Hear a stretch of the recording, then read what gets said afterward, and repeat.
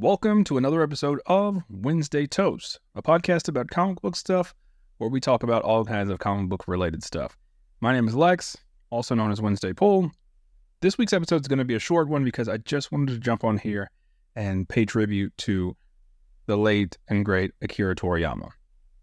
So the main reason why I wanted to take a break from our regular show and pay tribute to Akira Toriyama is because he played such a huge part in my life, weirdly. I've always thought it was weird when celebrities or influential people pass away and then you see photos of people crying about it and people are devastated and they just have this huge emotional reaction. I've always thought it was weird. I don't make fun of them, because you never know what people are going through, but I've always thought it was a little strange. And in this situation, I can kind of understand, I didn't realize, I probably did realize, but you don't really think about things like this until you have time to sit and reflect. Dragon Ball specifically has had such this lasting effect on my life. I remember being a kid, watching it on TV, the first episodes that started playing in the US. I remember racing home from school to catch an episode because it played right after school. It was so annoying. I had to just get there right at the perfect time. It was before you could watch all of this stuff online. There was no streaming and any of that stuff. I know it makes me sound old. But specifically the episode where Krillin dies and Goku turns Super Saiyan, it blew my mind. I couldn't wait to get to school the next day to talk about it. And, I kind of missed that now that you can just get online and type out your thoughts. And I know that's kind of like my whole thing on the internet. As time went on, my little brother and I started watching all the shows, playing all the games. It's one of my fondest memories of our relationship. And then through my college years, I found some of my best friends that also shared the same appreciation for the franchise. Fast forwarding a couple of years, get married, have kids. My kids grow up and we have season-long marathons. We would stay up late on the weekends just getting through the next episode because they couldn't get enough of it. And now we play the games, we watch all the newest episodes, anything tied to it, the movies, we're all over it. So it's been this constant thing in my life, right?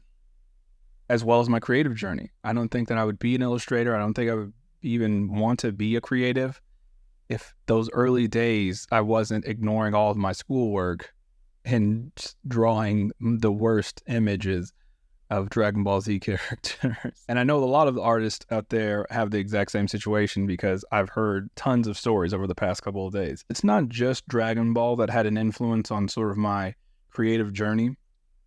One thing I love about Akira Toriyama is he has these action-packed, serious stories, and then he has silly stories, and then he has stories where he can merge them together almost perfectly. And I love that. I like adult-themed, intense, gritty comic books. I do. I know it can be annoying, and I know those people that champion those sort of books can be annoying. I enjoy those, but I also really love silly comic books. So being able to marry those two things together is something that I've always appreciated about Toriyama. Another thing I've always appreciated about him is his character designs.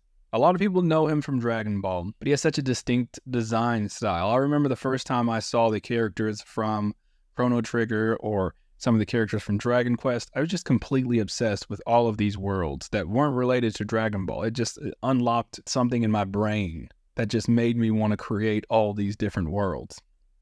And if I think about the influence that he's currently having on my life, I've been procrastinating, creating some of my own stories and things that I want to do.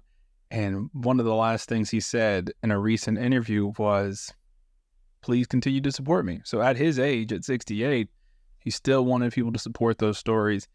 And you just don't realize when your time can come. We're wasting time, right? And I'm talking about me. This is me fussing at myself. If you looked at me right now, I had a mirror in front of my face and I'm just pointing angrily at myself. So inspiring me to just get in the habit of creating something. I don't need to do it for money. Not saying that I'm like flush with cash. I'm saying I don't need to do it for money. It's just for the act of being creative.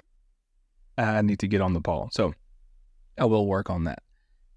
I don't want to take up too much of your time. I really could talk about Toriyama all day. I mean, I could have a whole separate show. I could sit here and have a full episode where I talk about how his first creation, Wonder Island, Dr. Slump. I could talk about all these things. I could do a whole episode just about Dragon Ball. You know, how he stopped doing Dragon Ball stuff, came back after the movie, then started working on, Super, the movies, Daima. We can talk about all this stuff. A lot of you guys are as obsessed with his creations as I am, so you don't need me to tell you about the cultural phenomenon that is Akira Toriyama.